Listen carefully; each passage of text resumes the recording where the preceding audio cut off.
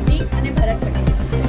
આજે આપણે સૌ જાણીએ છીએ કે ગુજરાતમાં બે પેટા ચૂંટણીઓ ડિક્લેર થઈ છે અને બંને ચૂંટણીઓ પર આમ આદમી પાર્ટીએ યુવા લડાયક નેતાઓને ઉમેદવારી આપી છે.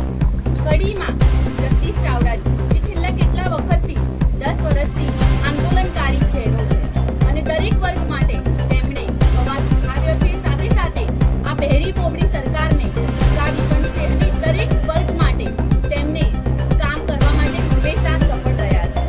હું આજે આમ આદમી પાર્ટી તરફથી એક વિનંતી પત્ર જે લોન્ચ કરવા જઈ રહ્યા છે, જે કડી વિધાનસભાના લોકો માટે જગદીશ ચાવડા તરફથી વિનંતી પત્ર છે.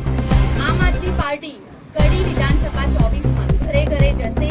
લોકોને જગદીશ ચાવડાજીનો શું વિચાર છે, આમ આદમી પાર્ટી જે રોડ રસ્તા, સરકારી શાળાઓ, આરોગ્ય, શિક્ષણ વગેરે જે બેઝિક મુદ્દાઓ છે એના ઉપર કામ કરશે. તેમજ આઝાદી પછી વર્ષો પછી પણ ભાજપનું શાસન હોય કે કોંગ્રેસનું શાસન હોય, પણ કડી ક્યાંક ને ક્યાંક કડીની જનતાઓ વંચિત રહી છે એ મુદ્દાઓ ઉપર કામ કરશે અને કડીની જનતા જગદીશ ચાવડાજીને જો વિધાનસભા સુધી પહોંચાડશે તો તેમના વચનબદ્ધ રહેશે. તે પ્રત્યેનું વિનંતી પત્ર અમે આજે લોન્ચ કરવા જઈ રહ્યા છીએ. તો આ છે તેનું વિનંતી પત્ર.